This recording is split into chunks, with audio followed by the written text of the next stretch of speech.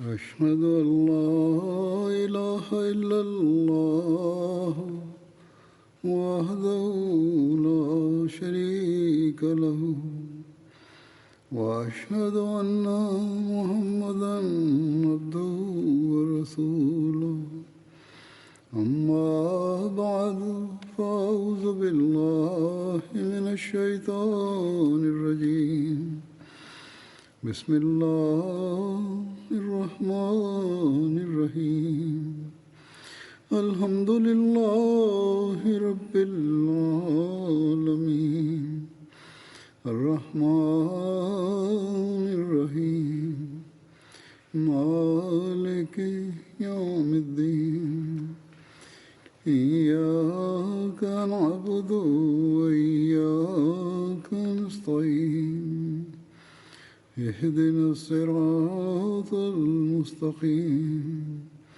صراط الذين أنعمت عليهم غير المغضوب عليهم ولا الضالين.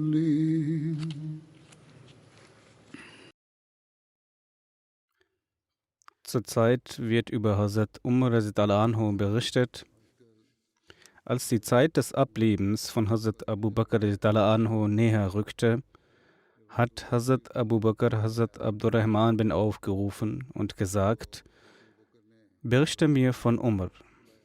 Darauf sagte Abdurrahman bin Auf, O Kalif des Propheten sallallahu alaihi wasallam, ich schwöre bei Allah,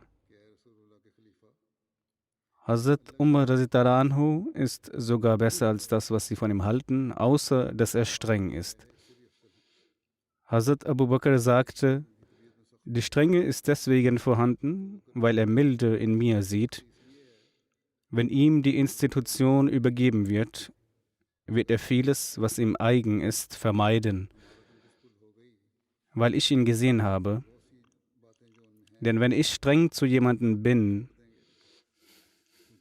versucht er, dass ich mich mit dieser Person einige.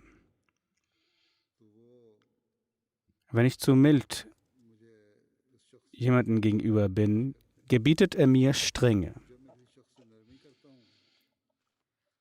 Daraufhin hat Hazrat Abu Bakr Hazrat Usman bin Affan gerufen und sich über Hazrat Umar radiallahu anhu bei ihm erkundigt.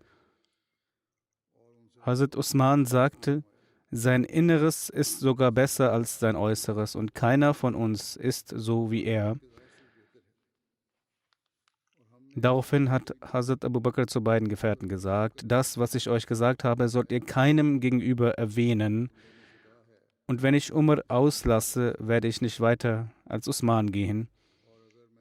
Das heißt, dass beide in seinen Augen solche Personen waren, die dem Khilafat gerecht werden. Sie haben die Fähigkeit, dass beide eure Belange erfüllen. Nun ist es mein Wunsch, dass ich mich von euren Belangen entferne und dass ich zu denen gehöre, die eure Älteren sind. In den Tagen der Krankheit von Hazrat Abu Bakr radiallahu anhu ist Hazrat Talha bin Ubaidullah zu Hazrat Abu Bakr gekommen und sagte zu ihm, Sie haben Hazrat Umar als Kalifen für die Menschen ernannt, obwohl sie sehen, wie er in ihrer Anwesenheit mit den Menschen umgeht. Welcher Zustand wird herrschen, wenn er allein ist und wenn sie vor ihrem Gott stehen und er sie nach dem Nachfolger fragt? Hazrat Abu Bakr sagte, setzt mich auf. Er wurde mit Hilfe einer Stütze hingesetzt. Er sagte, machst du mir Angst vor Allah? Wenn ich meinen Allah treffe und meinen Herrn treffe und er mich fragt, werde ich antworten, ich habe den Besten unter deinen Menschen zum Kalifen über die Menschen ernannt. Dann hat Hazrat Abu Bakr radiallahu anhu Hazrat Usman alleine zu sich gerufen, damit er ein Testament über Hazrat Umar schreibt. Er sagte, schreib, dies ist das Testament von Abu Bakr bin Abu Quhafa für die Muslime. Nachdem er das sagte, verlor er sein Bewusstsein. So hat Hazrat Usman radhiyallahu anhu von sich aus geschrieben: Ich habe Umar bin Khattab für euch zum Kalifen ernannt und ich habe das Beste für euch getan. Dann erlangte Hazrat Abu Bakr sein Bewusstsein und sagte: Lies mir vor, was du geschrieben hast. Hazrat Usman las vor, woraufhin Hazrat Abu Bakr Allahu Akbar, Allah ist der Größte, sagte. Und hiernach sagte er: Ich glaube, dass du die Furcht hattest, wenn ich während der Bewusstlosigkeit sterbe, eine Unstimmigkeit zwischen den Leuten herrschen wird. Hazrat Usman sagte: Ja, das stimmt. Hazrat Abu Bakr sagte: Möge Allah dir Wohlgefallen durch den Islam und den Muslimen gewähren. Das heißt, dass der Satz, den Hazrat Usman von sich aus zum Khilafat von Hazrat Umar geschrieben hat, von Hazrat Abu Bakr keinen Widerspruch erhielt. In Tarikh Tabari steht geschrieben, dass Muhammad bin Ibrahim bin Haris berichtet, dass Hazrat Abu Bakr Hazrat Usman allein zu sich gerufen hat und sagte: Schreib, dass ein Vertrag für die Muslime von Abu Bakr bin Abu Quhafa ist. Danach schreibt der Überlieferer, dass Hazrat Abu Bakr sein Bewusstsein verlor.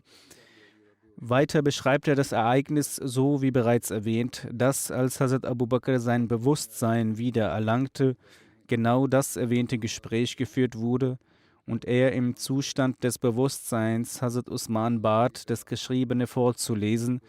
Als er das hörte, sagte Hazrat Abu Bakr, wie bereits erwähnt: Allahu Akbar, Allah ist der Größte. Dann sagte er: Möge Allah dir Wohlgefallen durch den Islam und den Muslimen gewähren, weil du diesen Satz geschrieben hast. Hazrat Abu Bakr hat das Schreiben genauso bewilligt und keine Veränderung vorgenommen. In einer Überlieferung heißt es, dass Hazrat Abu Bakr Hazrat Usman zu sich gerufen hat und sagte: Mache mir einen Vorschlag, wen ich als Kalifen ernennen soll. Ich schwöre bei Allah, du bist in meinen Augen jemand, der gerecht berät. Daraufhin sagte er zu ihm: Schreib. Als er zum Namen kam, verlor Hazrat Abu Bakr sein Bewusstsein. Als er wieder das Bewusstsein erlangte, sagte er: Umar. In einer Überlieferung heißt es, dass Hazrat Aisha berichtet, dass Hazrat Usman Hazrat Abu Bakrs Testament schrieb. Hazrat Abu Bakr sein Bewusstsein verlor und Hazrat Usman den Namen von Hazrat Umar schrieb.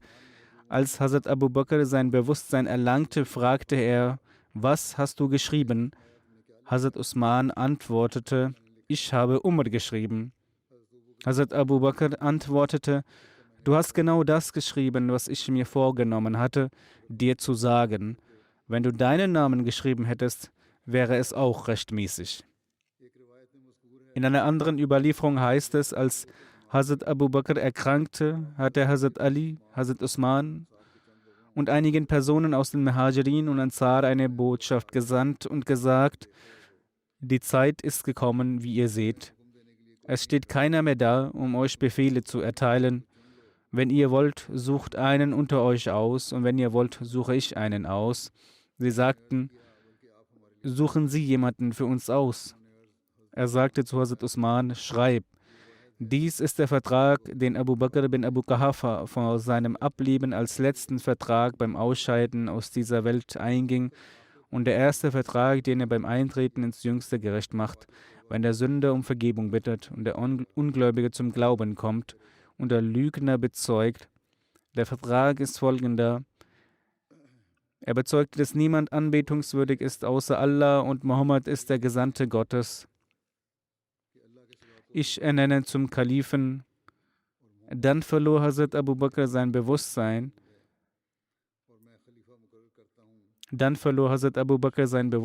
So hat Hazrat Usman von sich aus Hazrat Umar bin Khattab geschrieben. Als Hazrat Abu Bakr wieder sein Bewusstsein erlangte, sagte er: Hast du etwas geschrieben? Er sagte: Ja, ich habe geschrieben, Umar bin Khattab. Darauf sagte Hazrat Abu Bakr: Möge Allah gnädig mit dir sein. Wenn du auch deinen Namen geschrieben hättest, wäre es rechtmäßig gewesen. So schreibe: Ich habe nach euch Hazrat Umar bin Khattab zum Kalifen ernannt und ich bin für euch mit ihm einverstanden. Als das Testament geschrieben wurde, sagte Hazrat Abu Bakr: Lest es den Leuten vor. Dann hat Hazrat Usman die Leute versammelt und er hat den Brief durch seinen befreiten Sklaven den Menschen geschickt. Zu dieser Zeit war auch Hazrat Umar bei ihm. Hazrat Umar sagte zu den Leuten: Seid leise, hört euch an, was der Kalif von Hazrat Muhammad sallallahu alaihi wasallam sagt. Er möchte das Beste für euch. So setzten sich die Leute in Ruhe hin und ihnen wurde das Testament verkündet. Sie hörten und gehorchten. Zu dieser Zeit kehrte sich Hazrat Abu Bakr zu den Menschen und fragte: Seid ihr mit demjenigen einverstanden, den ich für euch zum Kalifen ernannt habe? Denn ich habe keinen Verwandten für euch zum Kalifen ernannt. Ich habe Umar für euch zum Kalifen ernannt. Also hört auf ihn und gehorchet ihm. Ich schwöre bei Gott, ich habe bei dieser Sache nicht wenig intensiv nachgedacht, ich habe sehr lange darüber nachgedacht.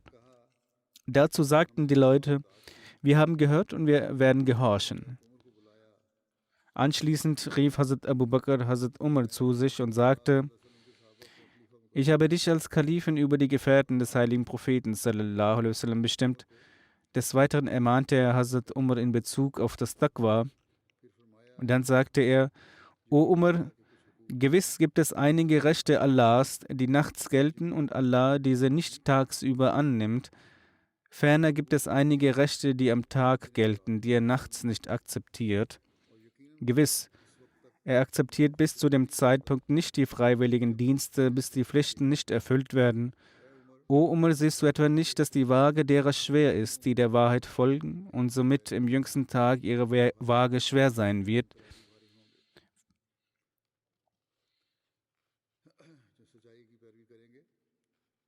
Ferner sagte er: Es ist eine Tatsache, dass auf der Waage das gelegt werden wird, was schwer ist. O Umar, siehst du etwa nicht, dass die Waage derer leicht ist, deren Waage auch am jüngsten Tag leicht sein wird? Dies deshalb, weil sie der Falschheit gefolgt sind, welche leicht ist. Das heißt, sie haben nicht die Wahrheit befolgt und haben keine frommen Taten begangen. Daher wird am jüngsten Tag ihre Waage leicht sein. Es ist eine Tatsache bezüglich der Waage, dass wenn Falschheit darin gelegt wird, die Waage leicht bleiben wird. O Umar, siehst du etwa nicht, dass die Verse bezüglich der Milde mit den Versen der Strenge hinabgesandt worden sind? Ebenfalls die Verse der Strenge mit den Versen der Milde, damit die Gläubigen sich zu etwas neigen und auch Furcht empfinden.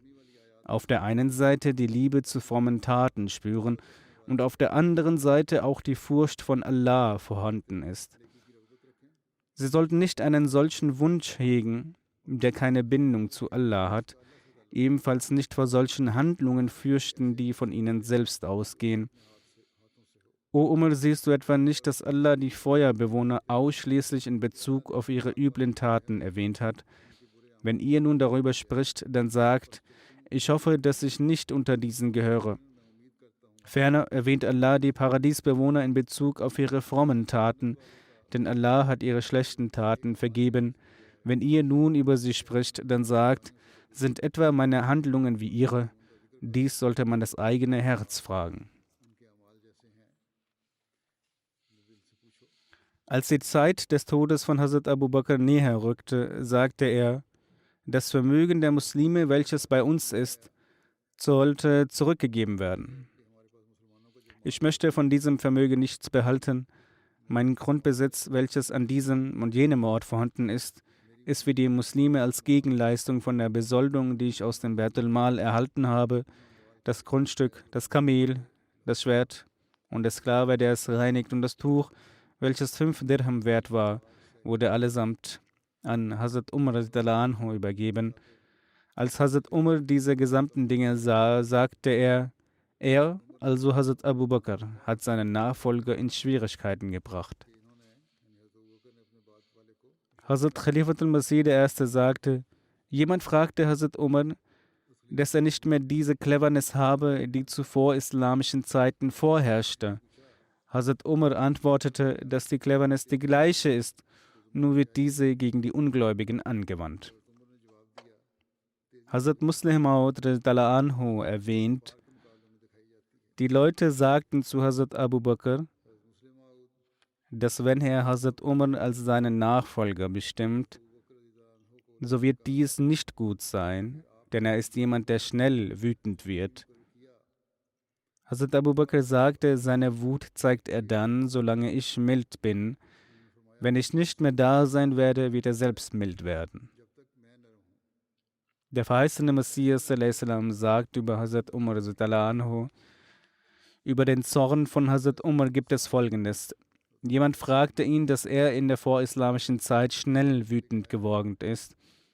Hazrat Umar entgegnete, die Wut ist dieselbe, nur war ich früher in den falschen Situationen erzürnt.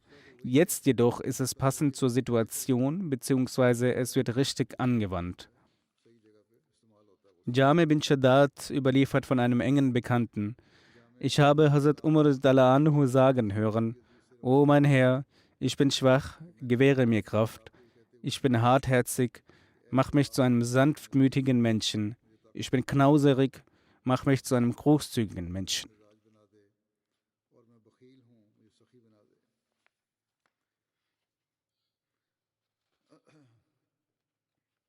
Es gibt verschiedene Überlieferungen über die erste Ansprache von Hazrat Umar anhu, nachdem er Kalif geworden ist. Eine Überlieferung ist wie folgt. Umayd bin Halal berichtet, dass zum Zeitpunkt des Todes von Hazrat Abu Bakr Siddiq jene, die anwesend waren, sagten, als die Beerdigung von Hazrat Abu Bakr abgeschlossen war, hat Hazrat Umar den Sand von seinen Händen abgestaubt. Anschließend stellte er sich auf seine Stelle und sagte, gewiss hat Allah euch durch mich und mich durch euch geprüft. Nach meinen beiden Gefährten hat er mich vor euch gestellt. Ich schwöre bei Gott, dass alle eure Angelegenheiten, die vor mir gelegt wurden, ich persönlich diese betrachten werde und niemand anderes. Die Angelegenheiten, die fern von mir sind, für diese werde ich starke und vertrauenswürdige Menschen bestimmen. Das heißt, es werden Menschen bestimmt werden, die eure Angelegenheiten beaufsichtigen werden. Wenn die Menschen ein gutes Verhalten zeigen werden, dann werde ich auch dementsprechend Güte zeigen. Wenn sie jedoch üble Handlungen begehen, so werde ich sie dementsprechend bestrafen. Hassan sagt, es ist unsere Ansicht, dass die erste Ansprache, die Hazrat Umar gehalten hat, die folgende ist. Nach der Lobpreisung Allahs sagte er, ich werde durch euch geprüft und ihr werdet durch mich geprüft. Nach meinen beiden Gefährten wurde ich bei euch zurückgelassen. Jene Angelegenheit, die vor mir kommen wird, diese werde ich selbst betrachten. Jene Angelegenheit, die fern von mir sein wird, für diese werde ich starke und vertrauensvolle Menschen bestimmen. Jener, der etwas Gutes tut, dem werde ich bei seinen guten Taten unterstützen. Und jener, der Übel begehen wird, den werde ich bestrafen. Möge Allah mich und euch vergeben. Jami bin Shaddad überliefert von seinem Vater, als Hazrat Umar zur Kanzel stieg, waren seine ersten Worte die folgenden. Er sagte, O Allah, ich bin hartherzig, lasse mich sanftmütig werden. Ich bin schwach, gewähre du mir Kraft. Ich bin knauserig, so lasse mich zu einem großzügigen Menschen werden. Jami bin Shaddad überliefert von seinem Vater, als Hazrat Umar anhu zum Kalifen gewählt wurde, stieg er zur Kanzel und sagte, ich werde nun einige Worte sprechen. Ihr solltet als Antwort Amin sagen. Das waren die ersten Worte, die Hazrat Umar geäußert hat, als er zum Kalifen bestimmt wurde. Hussein Murvi berichtet, dass Hazrat Umar anhu sagte, das Beispiel von Arabern ist das wie eines Kamels, welches mit einem Nasenhaken gebunden ist. Das Kamel, welches hinter seinem Führer läuft, derjenige, der es führt, sollte schauen, in welche Richtung er es mitnimmt. Was mich betrifft, so schwöre ich beim Herrn der Kaaba, ich werde es auf den geraden Weg führen. Die vorherige Überlieferung, die besagt, dass die Menschen das Amin sprechen sollen, existiert. Indes ist hierbei nicht die Erläuterung vorhanden, beziehungsweise es kann sein, dass die Überlieferung mit dem Nasenhaken ist.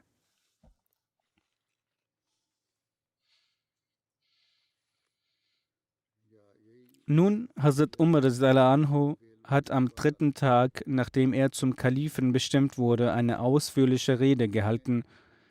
Diese ist wie folgt.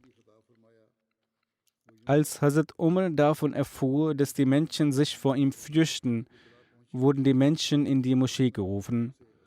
Als die Menschen in die Moschee gelangten, setzte Hazrat Umar sich auf der Stelle der Kanzel, wo Hazrat Abu Bakr seine Füße legte. Als sich alle Menschen versammelt hatten, stellte er sich auf und pries Allah und sprach die Segensgebete für den heiligen Propheten sallallahu alaihi wasallam. Anschließend sagte er: Ich habe gehört, dass die Menschen sich vor meinem Gemüt bzw. vor meinem Zorn fürchten. Sie sagen, dass Umar auch zu Zeiten des heiligen Propheten sallallahu alaihi wasallam uns hart behandelt hat und auch als Hazrat Abu Bakr der Kalif war, uns gegenüber mit Strenge umging. Was wird jetzt geschehen, da er nun gesamte Verantwortung und Macht hat? Wer auch immer dies behauptet, hat recht. Sicherlich war ich mit dem Propheten und war sein Diener. Niemand konnte den Rang der Sanftmut und Erbarmen des Propheten erreichen. Allah hat ihm deshalb von seinen Attributen 2 Namen gegeben, und zwar Ar-Rauf und Rahim. Ich war wie ein gezogenes Schwert. Wenn der Prophet sallallahu alaihi wasallam es beabsichtigt hat, so schob er mich in die Schwerttasche, und wenn nicht, so zerschnitt ich alles. Dies ging so lange, bis der Prophet sallallahu alaihi wasallam verstarb. Und der Prophet war meiner Person bezüglich glücklich, und dies ist Alhamdulillah eine große Ehre für mich. Dann wurde Hazrat Abu Bakr zum Führer der Muslime gewählt. Niemand von euch kann seine Güte, Sanftmut und Warmherzigkeit verleugnen. Ich war sein Diener und Helfer. Ich vereinigte meine Härte mit seiner Sanftmut und wurde so zu einem gezogenen Schwert, welches in seiner Hand lag. Er konnte mich in der Schwerttasche behalten oder mich herausziehen, damit ich alles zerschneide. Dies ging so lange, bis Hazrat Abu Bakr verstarb und glücklich bezüglich meiner Person war. Alhamdulillah, aller Preis gebührt Allah, ist dies auch eine Ehre für mich. O ihr Menschen, nun wurde ich zum Führer von euch ernannt, nun wurde die Schärfe abgeschwächt, jedoch wird sie sich gegenüber jenen, die dem Islam Unrecht tun, zeigen. Jene, die gläubig und fromm werden, eine größere Sanftmut von mir genießen als die Sanftmut, welche zwischen euch herrscht. Ich werde niemanden mehr vorfinden, der anderen gegenüber Unrecht tut. Ich werde eine Seite seiner Wange auf den Boden legen und dann meinen Fuß auf die andere Wange setzen, bis er die Wahrheit verinnerlicht hat. Das heißt, er wird in dieser Hinsicht mit Härte vorgehen. O ihr Menschen, ihr habt sehr viele Rechte mir gegenüber, die ich nun erwähnen werde. Aufgrund dieser Rechte könnt ihr mich auch zur Rechenschaft ziehen. Ihr habt das Recht, dass ich kein Geld, welches für euch bestimmt ist, verberge. Das Gleiche gilt für jegliche Kriegsbeute, es sei denn, ich bestimme einen Teil davon, es im Wege Allahs zu spenden. Des Weiteren habt ihr das Recht, dass jenes Geld gemäß seiner Bestimmung ausgegeben wird. Ihr habt das Recht, dass ich weiterhin eure Bezüge auszahlen lasse. Ihr habt auch das Recht, dass ich euch nicht ins Verderbnis stürzen lasse. Und wenn ihr in einer Schlacht teilnehmt und nicht zu Hause seid, dass ich wie ein Vater auf eure Kinder aufpasse, solange bis ihr wiederkehrt. Ich sage dies heute und bete um Vergebung für mich und euch.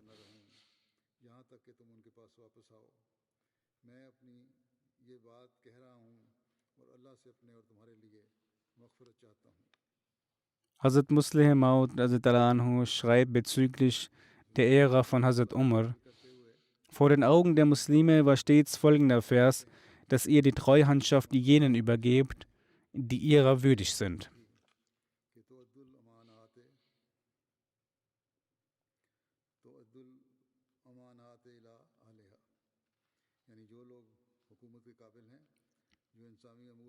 Wenn diese Treuhandschaft gemäß dem Vers jemanden übergeben wurde, war folgender Aspekt stets vor ihren Augen.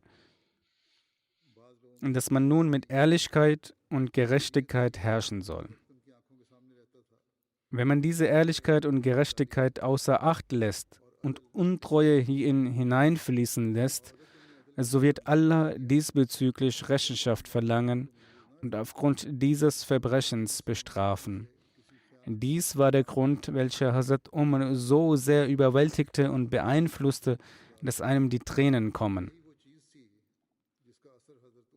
Hazrat Umar, der zweite Kalif, hat für den Fortschritt des Islam und Muslime solche Opfer erbracht, dass selbst europäische Historiker, welche ganze Tage und Nächte damit verbringen, den heiligen Propheten zu beschuldigen und in ihren Büchern den Propheten vorwerfen, er habe nicht mit Ehrlichkeit gehandelt, nicht verleugnen können, dass solch ein Fleiß und Opfer, welches in Hazrat Abu Bakr und Hazrat Umar zu finden ist, in keinem anderen Führer dieser Welt zu finden ist.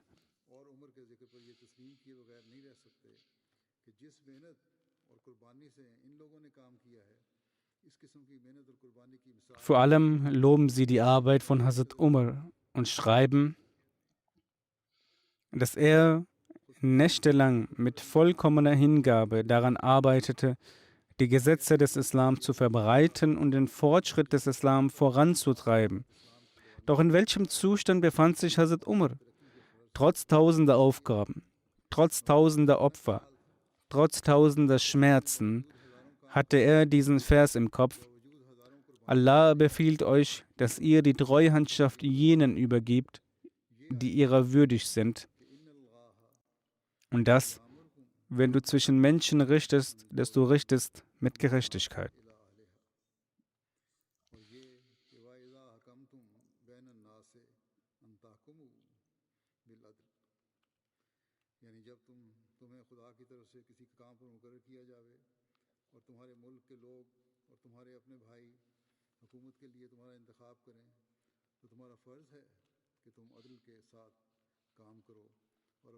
Wie herzergreifend ist dieses Ereignis von Hazrat Umar radiallahu anhu.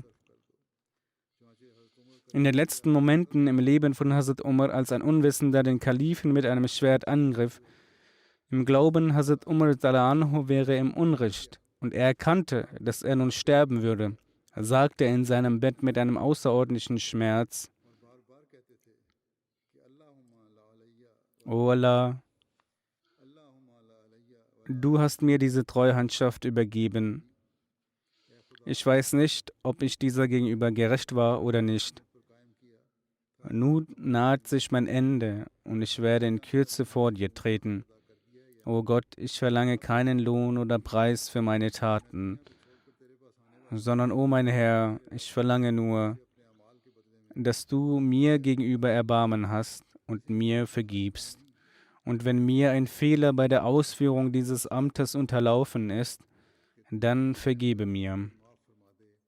Hazrat Umar war jene Persönlichkeit, dessen Auslebung an Gerechtigkeit sehr wenig auf dieser Welt vorzufinden ist.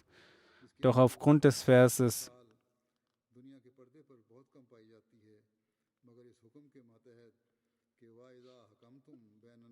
Wenn du zwischen Menschen richtest, dass du richtest mit Gerechtigkeit.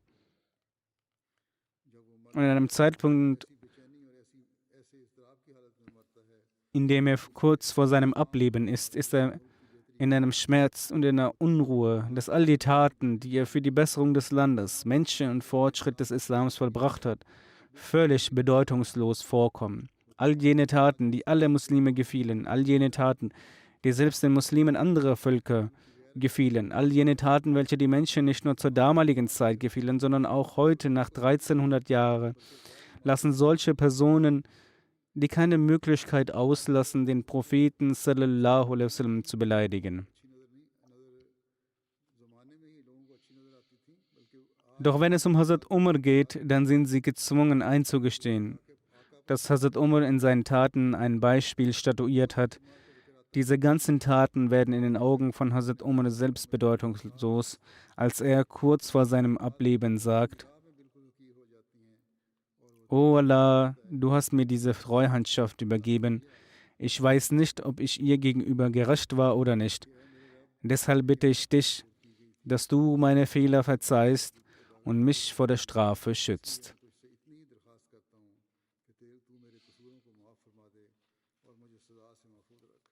In einer Rede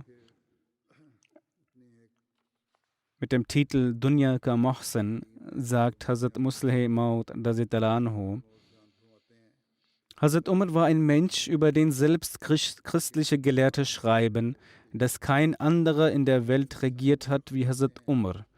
Sie verunglimpfen den heiligen Propheten sallallahu alaihi wasallam, aber loben Hazrat Umar. Dieser Mensch hatte beim Sterben bloß den Wunsch, neben den heiligen Propheten begraben zu werden. Hätte Hazrat Umar einen solchen Wunsch geäußert, wenn der heilige Prophet sallallahu alaihi wasallam Taten begangen hatte, die gegen den Wunsch Gottes waren?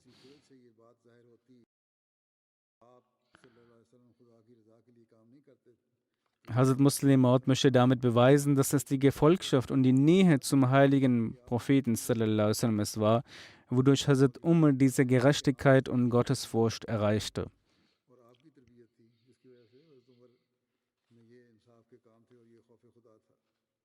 Hazrat Musleh Maud anhu schreibt über die Liebe von Hazrat Umar für die Familie des heiligen Propheten sallallahu alaihi wasallam.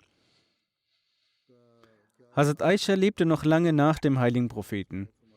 Als in der Ära von Hazrat Umar Iran erobert wurde, wurden von dort Mehlmühlen zum Kneten von Teig gebracht und somit war es möglich, den Teig sehr fein zu kneten. Als die erste Mühle in Medina installiert wurde, wies Hazrat Umar an, den ersten gekneteten Teig zu Hazrat Aisha zu schicken.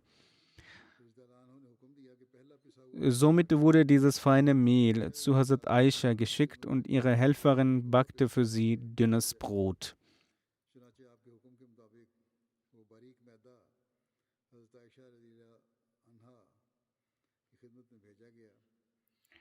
Die Frauen aus Medina hatten zuvor ein solches Brot nicht gesehen und sie versammelten sich in das Haus von Hazrat Aisha. Sie wollten erfahren, wie dieser Teig und dieses Brot sein werden.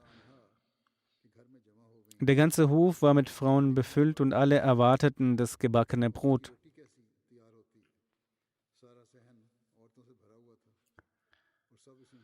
Hazrat Musleh Maud sagte an dieser Stelle die Frauen ansprechend: Ihr denkt wahrscheinlich, dass es ein außergewöhnliches Mehl gewesen sein muss.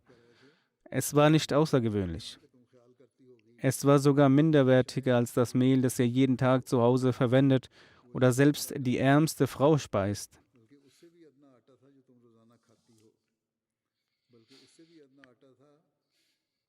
Aber es war viel besser als das Mehl, das bis dahin in Medina verwendet wurde. Als das Brot fertig gebacken war, waren die Frauen erstaunt. Sie berührten das Brot und waren erfreut, wie weich das Brot doch war. Sie fragten sich, ob es einen besseren Teig auf der Welt geben könnte als diesen. Das Brot war fertig gebacken, aber nun beginnt die Geschichte der Liebe von Hazrat Aisha zum heiligen Propheten sallallahu alaihi wasallam und welche Gefühle sie für ihn hegte. Hazrat Aisha nahm ein Stück von diesem Brot und tat es in ihren Mund. Die versammelten Frauen schauten zu Hazrat Aisha mit der Neugier, wie es Hazrat Aisha gefallen und erfreuen wird und wie sehr sie es genießen wird.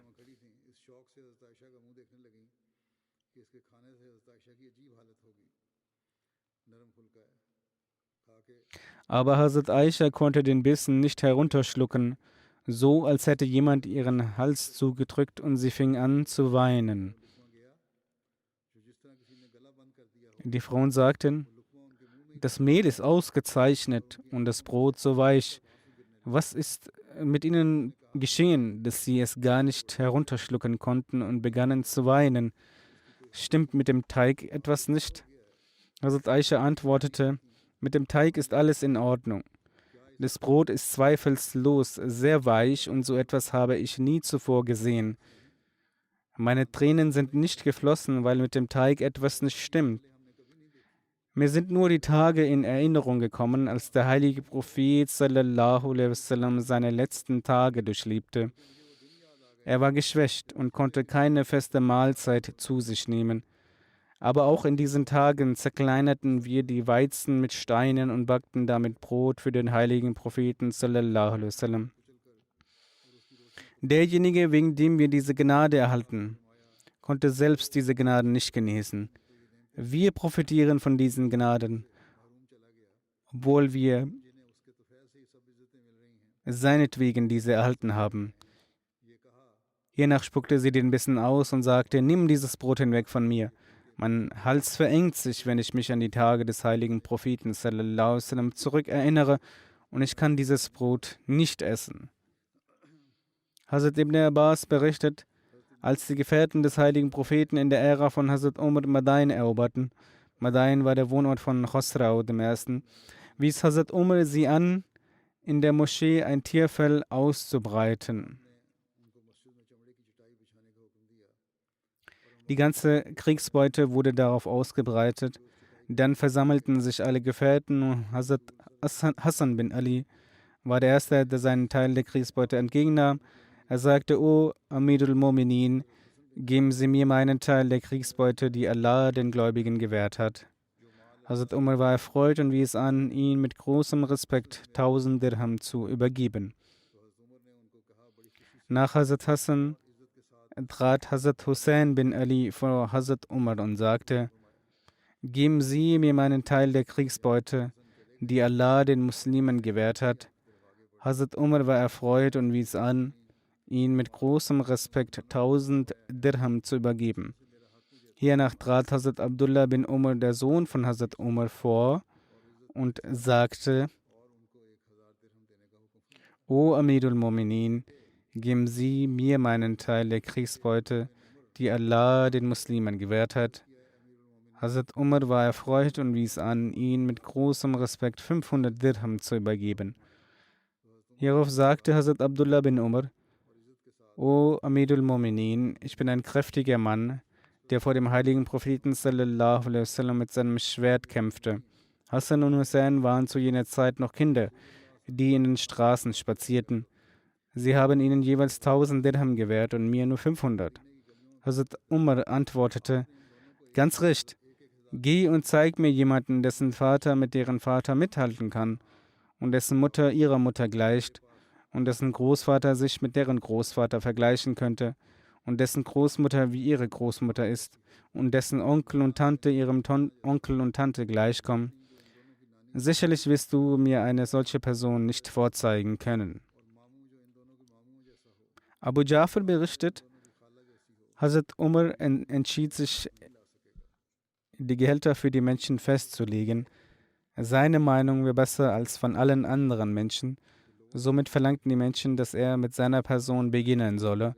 Hazrat Umar verweigerte dies und fing mit den nächsten Verwandten des heiligen Propheten sallallahu alaihi wasallam an und legte die Gehälter von Hazrat Abbas und Hazrat Ali fest.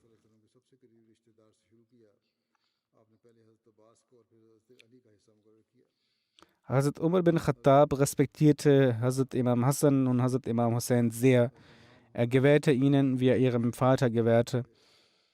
Einst trafen einige Kleidungsstücke aus Jemen ein und Hazrat Umar verteilte sie unter den Söhnen der Gefährten. Diese beiden bekamen nichts. Er sagte: Unter diesen Kleidungsstücken befindet sich keines, das ihnen gebührt. Dann sandte er eine Nachricht an den Vizegouverneur von Jemen und er fertigte spezielle Kleidung für sie an. Diese Erwähnung wird inshallah künftig fortgeführt werden. Jetzt möchte ich auch einige Verstorbene erwähnen. Danach werde ich nach dem Gebet auch das Totengebet anleiten. Die erste Erwähnung ist über Frau Sohaila Mahbub, Ehefrau von Faiz Ahmad Gujarati Darwish.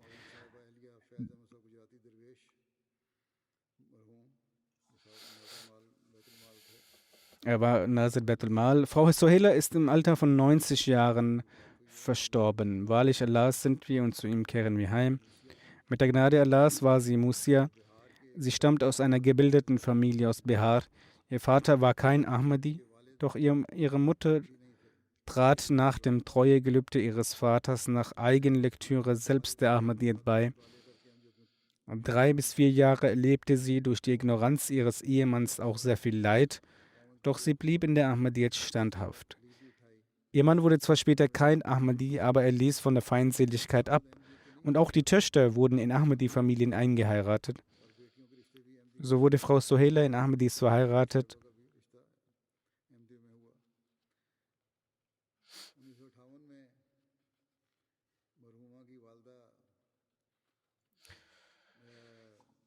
Ihre Mutter kam vor vielen Jahren zum ersten Mal nach Qadian mit ihrer Tochter, Frau Sohela Mahbub.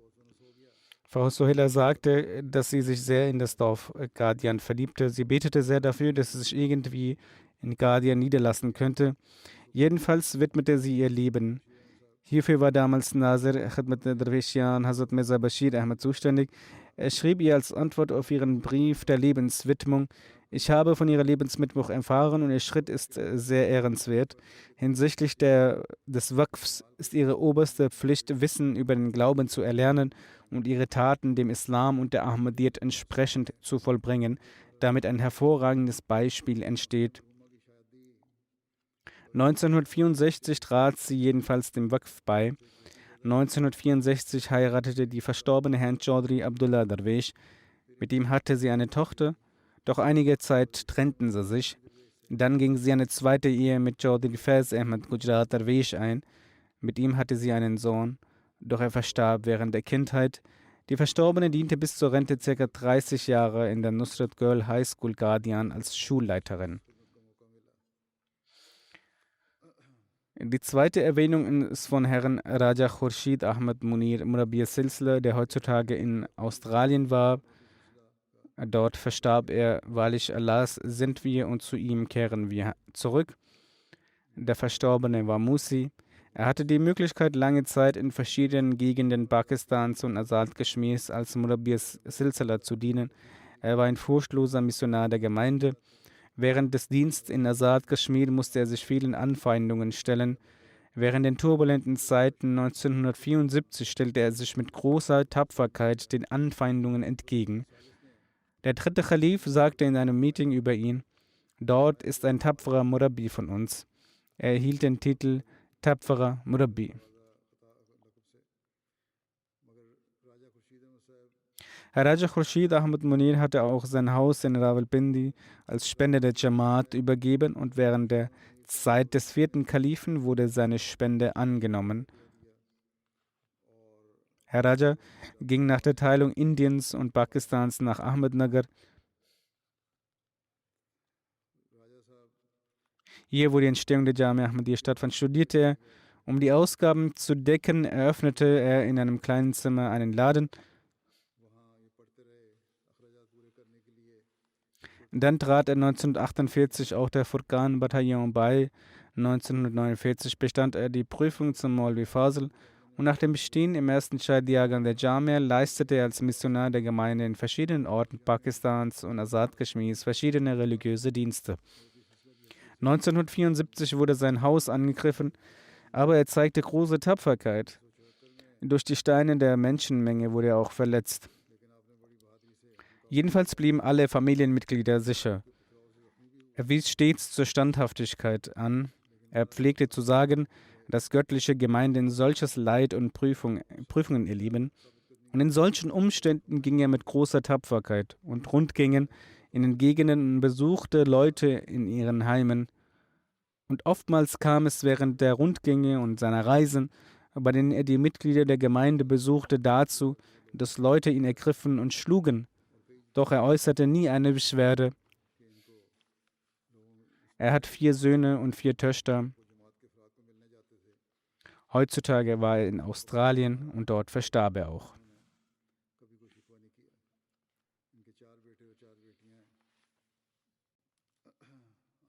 Die nächste Erwähnung ist von Herrn Samir Ahmad Nadim, der im Alter von 56 Jahren verstarb. Wahrlich Allahs sind wir und zu ihm kehren wir heim. Er hatte Krebs. Durch seinen Urgroßvater väterlicherseits, Herr Rahim Bakhsh, Gefährte des verheißenen Messias, salam, trat 1897 die Ahmadiyyat in seine Familie ein. Als sein Urgroßvater hörte, dass der Imam Mahdi gekommen sei, kam er von seinem Dorf Shikarpur Mashia, das im Distrikt Gurdaspur lag, nach Qadian zur Teilnahme an der Jalsa und legte das Treuegelübde ab. Dann erzählte er es einem Freund, Herrn Nehrdin. Auch er kam und legte das Treuegelübde ab. Und durch ihre Tabligh-Arbeit wurde ungefähr das gesamte Dorf Ahmadi.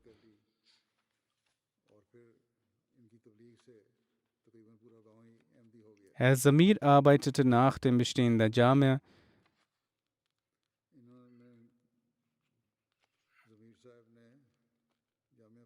in der Islah Ishad Maqami und gemäß dieser Abteilung auch an verschiedenen Orten. Danach wurde er in das Büro Mansuba Bandi Komitee versetzt. Dann erhielt er die Möglichkeit, für die Nazarat Islah Ishad Markaziyya tätig zu sein. Von 2005 bis zu seinem Tod war er Muawin Nazir Wasiyat.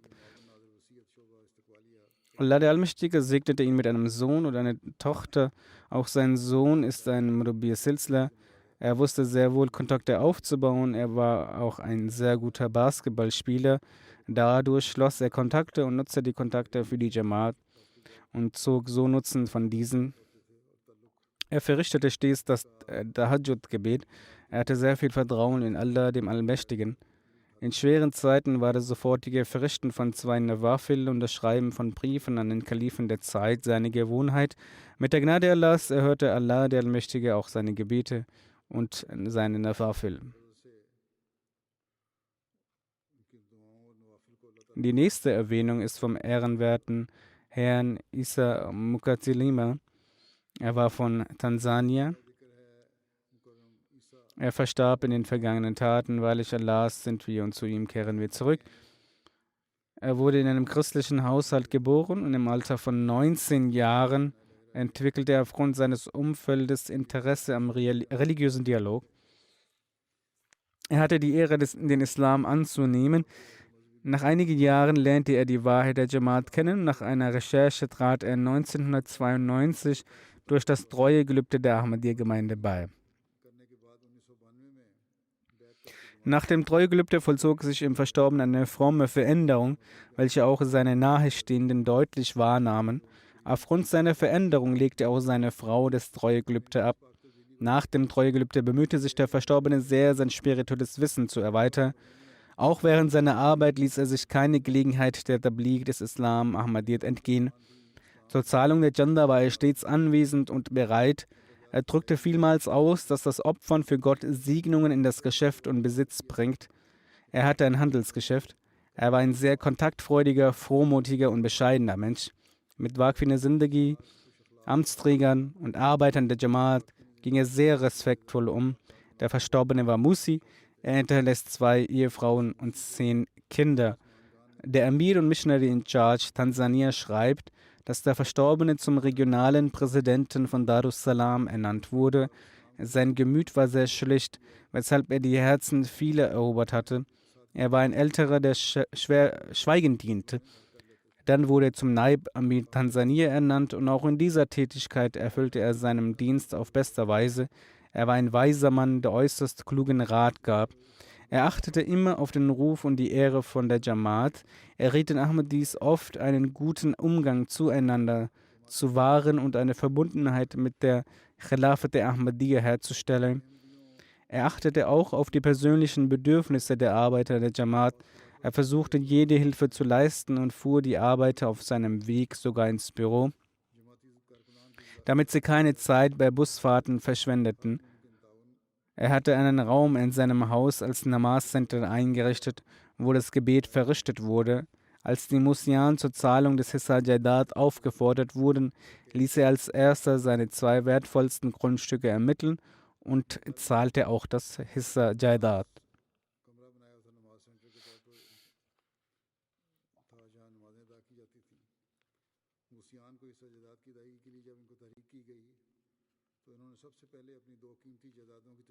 Die nächste Erwähnung ist vom geehrten Herrn Sheikh Mubashir Ahmed, Aufseher der Bauorganisation Qadian, welcher der Sohn von Herrn Sheikh Israr Ahmed aus Kerang, Odisha, Indien war.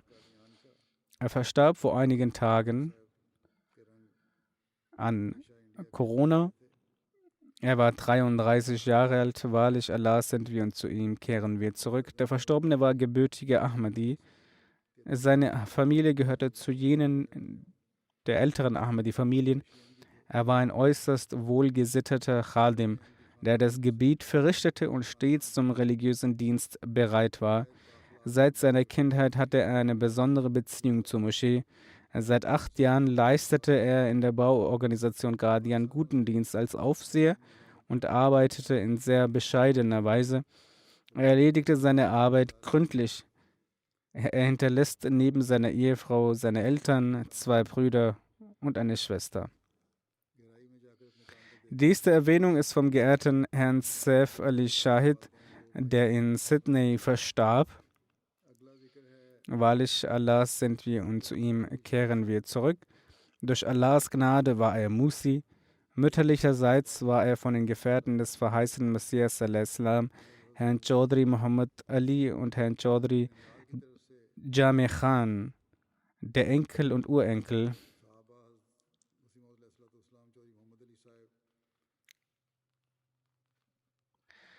Sein Bruder ist Herr Haider Ali Zafar, welcher zurzeit Mubaligh Silsila und Naib Amir-Dawshan ist. Er sagt, dass er 1961 den Matric machte und dann in Hyderabad angestellt war. Dann kam er auch für die Kosten der Bildung von uns 2 Brüdern auf und bezahlte auch unseren Lebensunterhalt und diente ebenfalls seinen Eltern in selbstloser Weise. Er war ein äußerst geselliger, sanftmütiger und bescheidener Mensch. Er behandelte Kinder mit Zärtlichkeit und Jugendliche mit Liebe. Mit der Jamaat und dem Khilafat hatte er ein Verhältnis der Liebe und Gehorsamkeit. Er predigte auch seinen Kindern stets von der Liebe und Gehorsamkeit zum Khilafat. Er hatte einen großen Respekt vor Amtsträgern. Er duldete es nie, etwas gegen irgendeinen Amtsinhaber zu hören. Er betete sehr viel. Er verrichtete das Tahajjud-Gebet. Er verrichtete die Gebete hingebungsvoll. Als er in Pakistan war, erhielt er die Möglichkeit, als Sekretär Mal und Sekretär Waqf Jadid zu dienen. In Mirpur Khas ernannte ihn dann Hazrat Khalifatul Masih IV. Zum Sadr Jamaat und er trug diesen Posten bis zur Gründung der Amarat.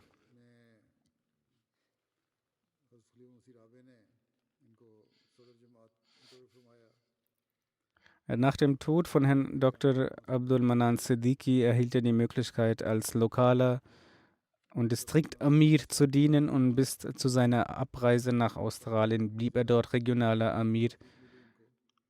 Er erhielt auch die Möglichkeit, den Unterorganisationen zu dienen. Ebenso war er in Australien Vorstandsmitglied des Qazar-Vorstands. Er war Naib Sadr Awal Ansarullah und ebenso arbeitete er seit 2016 in der Jamaat als Sekretär Danata.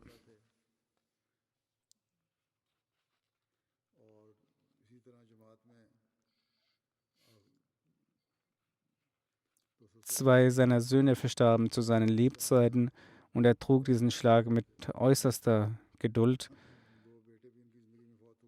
Er hinterlässt neben seiner Ehefrau 4 Söhne. Die nächste Erwähnung ist vom geehrten Herrn Maqsood Ahmad Hayat, Sohn von Herrn Rashid Ahmad Hayat, welcher im Alter von 80 Jahren verstarb. Wahrlich, Allah sind wir und zu ihm kehren wir zurück.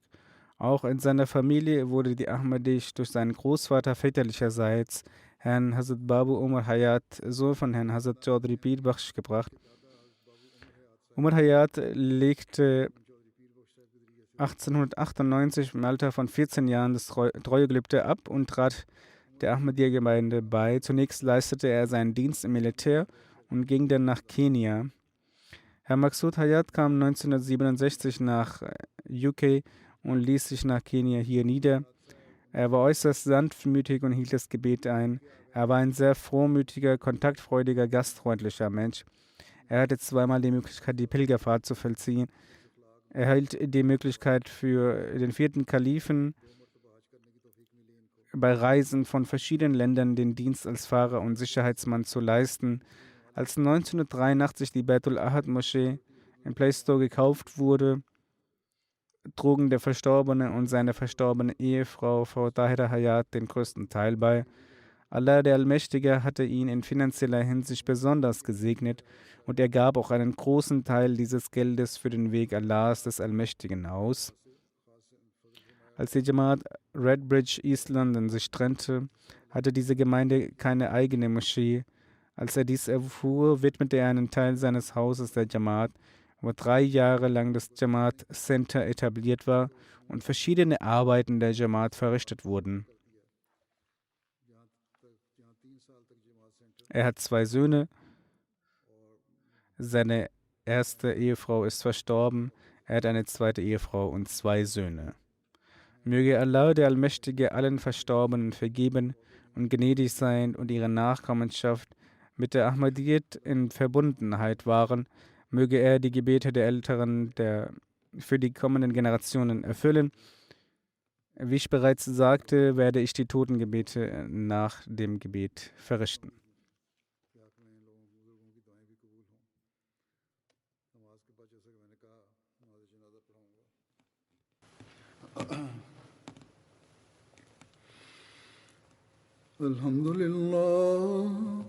الحمد لله نحمده ونستعينه ونستغفره ونؤمن به ونتوكل عليه ونعوذ بالله من شرور أنفسنا ومن سيئات أعمالنا من يهده الله فلا مضل له ومن يضلل فلا هادي له ونشهد أن لا إله إلا الله ونشهد أن محمدا عبده ورسوله عباد الله رحمكم الله إن الله يأمر بالعدل والإحسان وإيتاء ذي القربى وينهى عن الفحشاء والمنكر والبغي يعظكم لعلكم تذكرون اذكروا الله يذكركم وادعوه يستجب لكم ولذكر الله أكبر